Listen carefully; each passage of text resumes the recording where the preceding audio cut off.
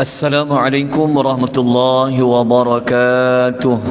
Alhamdulillahi rabbil alamin. Wassalatu wassalamu ala asyrafil anbiya'i wal mursalin wa ala alihi wa sahbihi ajma'in, amma ba'd.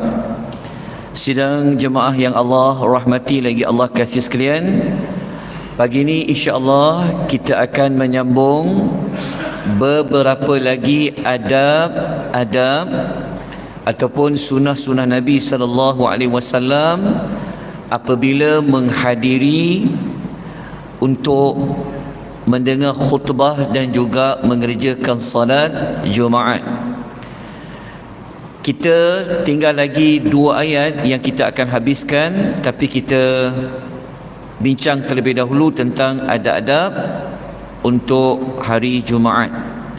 Pada hari yang sebelumnya kita telah sampai kepada adab yang ke-6, ke-7, 8. Hari ini kita masuk adab yang ke-9, 10. Kita masuk kepada adab yang ke-10. Tuan-tuan boleh lihat dalam pada nota yang telah pun dibekalkan. Okey, adab yang ke-10, tidak membuat perkara yang lara. Lara ni maksudnya yang sia-sia ketika mana khutbah itu sedang dijalankan. Lara ni bahasa Arab lah, tapi bahasa Melayu yang sia-sia. Ada 2 hadis dari Nabi SAW yang mana sabda Nabi SAW, "Idza qulta li sahibika yaumal jum'ah", apabila kamu mengucapkan kepada sahabat kamu supaya berkata diam. Kalau kita tegur,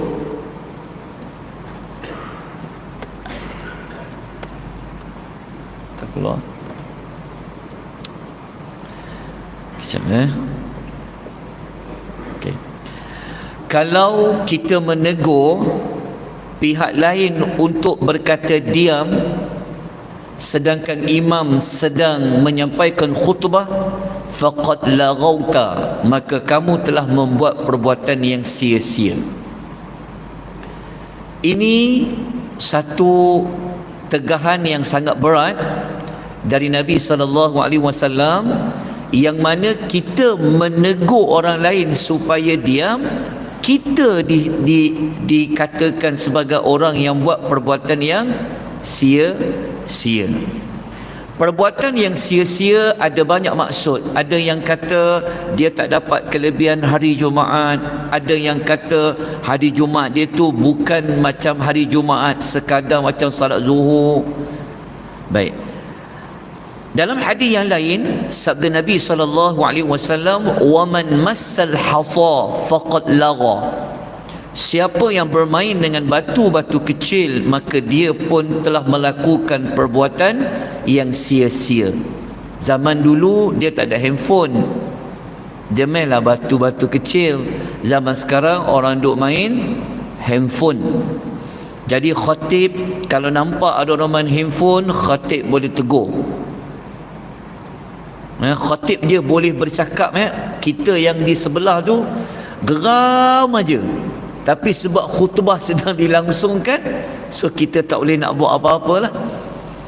Tapi kalau khutbah kedua tengah berhenti sekejap, bolehlah kita pi katok sekali, tu tak apalah.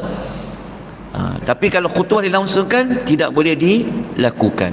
Ada setengah masjid waktu khutbah dia pergi edar tabung. Ada setengah masjid ketika khutbah lah dia duduk kutip. Itu pun sebenarnya perbuatan yang ditegah sebenarnya, kerana orang yang kutip tu sendiri dia dah tak dengar khutbah dah. Bayangkan kalau kita tegur orang supaya diam pun dia dipanggil orang yang sia-sia, macam mana perbuatan-perbuatan yang lain. Tapi insya-Allah Masjid Taqwa ni alhamdulillah, alhamdulillah. Baik, adab yang ke-11, pendekkan khutbah, panjangkan solat. Ni tuan-tuan sukalah ni. Pendekkan khutbah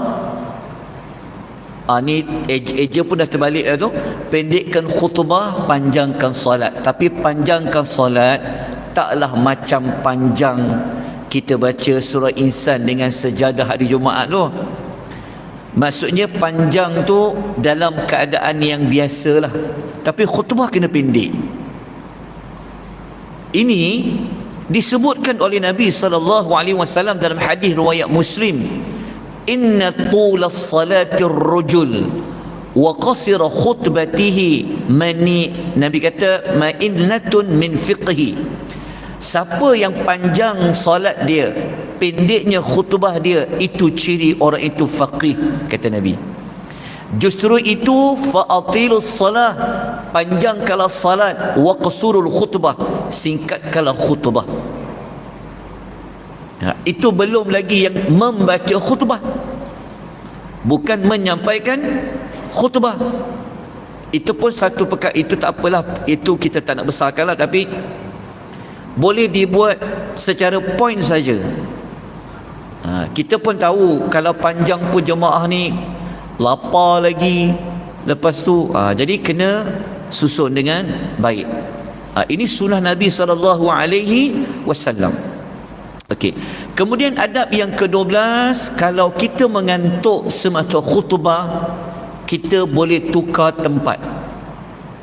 Kita boleh tukar dengan kawan sebelah ke, tapi tengah khutbah ni macam dia nak sebut. Okey, kita boleh bergerak tanpa bercakap. Ini diajarkan oleh Nabi SAW. Kata Ibnu Umar, "Idza na'asa ahadukum yaumal jum'ah falyatahawwal min majlisihi dzalika."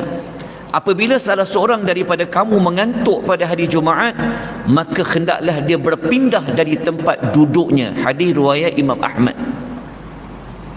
Ada para ulama ulas kata kalau dia tak tukar tempat tu ada syaitan, so dia kena berpindah dari tempat duduknya. Ini pun sunnah Nabi SAW. Setakat ni tak pernah tukar kan tuan-tuan? Sebab tuan-tuan tak mengantuk lah kan? Al-Imam Qurtubi disebut dalam tafsir dia, dia nukilkan kata seorang tabi'in, orang yang tidur di saat imam berkhutbah seperti pasukan yang kalah dalam perang. Adakah kamu tahu apa maksud pasukan yang kalah dalam perang? Mereka adalah pasukan yang tidak membawa harta rampasan perang sama sekali. Maknanya sebenarnya tidur ni pun sebenarnya ada hadis disebutkan ia juga macam perbuatan yang sia-sia. Seolah-olahnya dia tak bawa fadilat kelebihan Jumaat tu sebab dia tidur. Melainkanlah kalau kita ni memang dah berusia tu, tak apalah, nak buat macam mana, betul tak? Kita pun faham lah.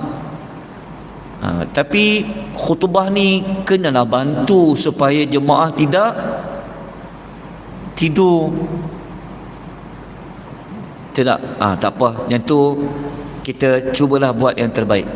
Yang ke-13, janganlah pergi kena nasi biryani dulu. Makan berat selepas salat Jumaat. Isi perut makan pisang ke, makan yang sekadar boleh isi perut, cukup. Nak makan bagi sedap, kenyang, lepas salat Jumaat. Ini dilakukan oleh para ulama di kalangan para sahabat radhiyallahu taala anhum ajma'in. Seperti mana kata Sahal bin Sa'ad bin Yazid radhiyallahu anhuma, mereka kata, "Ma kunna naqil," kami tidak tidur, iaitu qilulah, wala nataghadda, dan tidak juga makan tengah hari, illa ba'dal Jum'ah, melainkan setelah salat Jumaat. Tapi kita waktu khutbah itulah dia buat qilulah. Dia selain hari Jumaat, sunnah qilulah sebelum zuhur lah. Kebanyakan pendapat kata macam tu. Tapi kalau lepas Jumaat, mereka berehat qilulah selepas salat Jumaat. Dan mereka mengambil makan tengah hari selepas salat Jumaat. Hadis riwayat Bukhari. Satu lagi hadis saya nukilkan kata Anas bin Malik radhiyallahu anhu, kunna nubakkiru ila jum'ah summa naqil. Kami cepat-cepat pergi solat Jumaat, kemudian kami tidur di tengah hari selepas tu. Riwayat Al-Bukhari. Baik tuan-tuan, habis beberapa adab-adab untuk dilakukan pada hari Jumaat. Moga-moga ada perubahan kepada kita semua untuk lebih memberikan perhatian ketika mana khutbah itu dijalankan. Semoga-moga Masjid At-Taqwa ni menjadi satu contoh kepada masjid yang lain. Ada perubahan dari sudut jemaah yang datang, dah mula pakai baju yang berseri-seri cantik kan, macam hari raya. Lepas tu pula kita sebut adab tadi itulah ya, moga-moga ia menjadi satu kebaikan bagi orang lain. Baik, kita baca ayat ke-10 tuan-tuan dan puan-puan rahimani wa rahimakumullah. A'udzu billahi minasy syaithanir rajim. فَإِذَا قُضِيَتِ الصَّلَاةُ فَانتَشِرُوا فِي الْأَرْضِ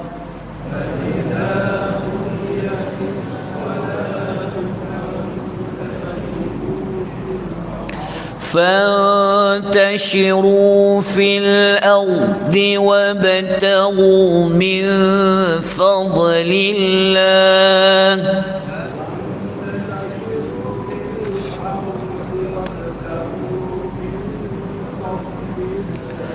واذكروا الله كثيرا لعلكم تفلحون.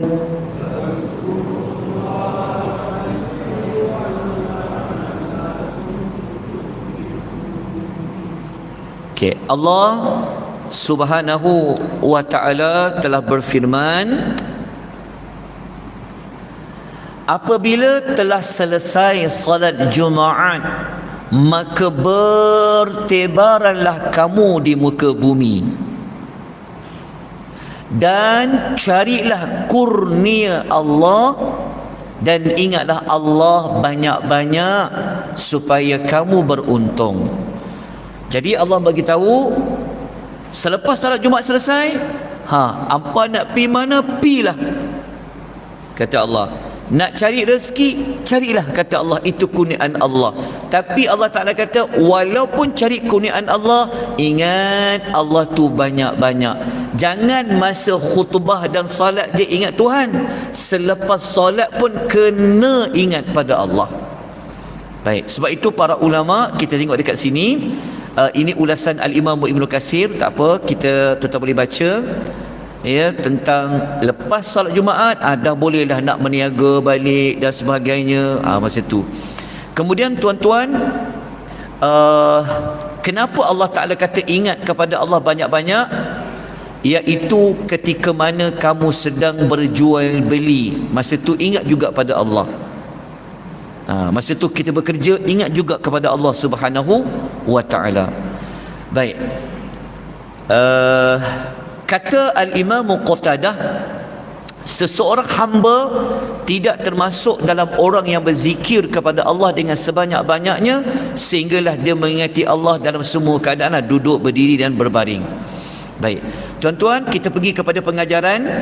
Pengajaran yang pertama, diharuskan mencari sebanyak mana kurniaan Allah. Sebab tu ayat tadi tu, ada yang para ulama kata ayat tu jelas menunjukkan hari Jumaat tak cuti. Betul tak? Ada setengahnya yang cuti, ada setengahnya dia tak cuti.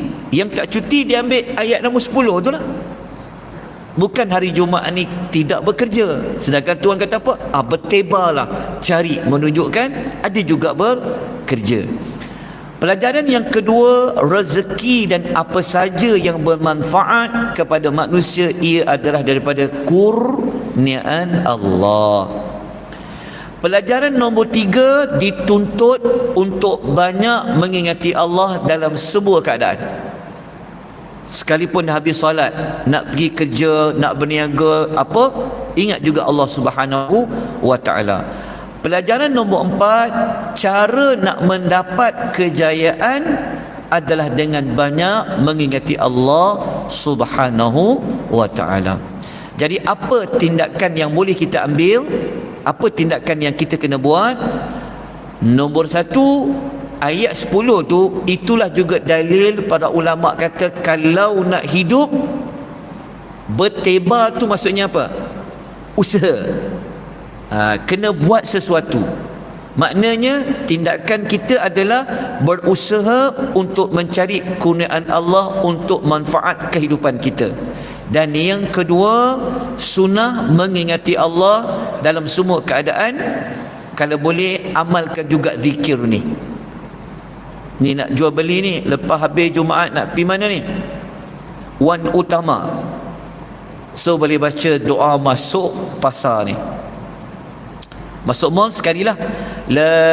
Nabi SAW bersabda, siapa yang masuk ke pasar dia sebut la ilaha illallah wahdahu la syarika lah, lahul mulku wa lahul hamdu yuhyi wa yumit wa huwa hayyun la yamut biyadihil khair wa huwa ala kulli syai'in qadir, maka Allah Ta'ala akan bagi apa kelebihan padanya?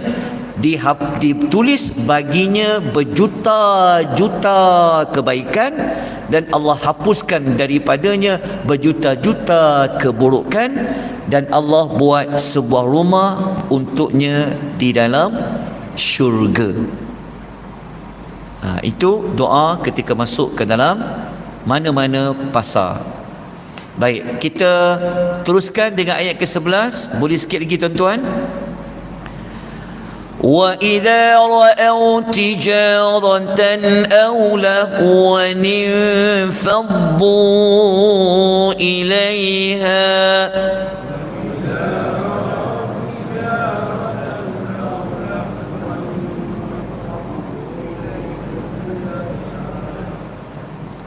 وَإِذَا رَأَوْا تِجَارَةً أَوْ لَهْوًا انفَضُّوا إِلَيْهَا وَتَرَكُوكَ قَائِمًا.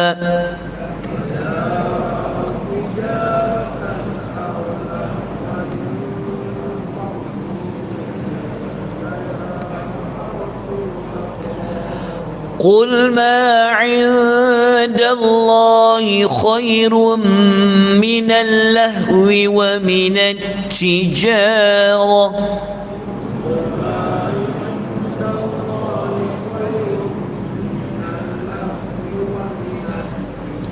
والله خير الرازقين.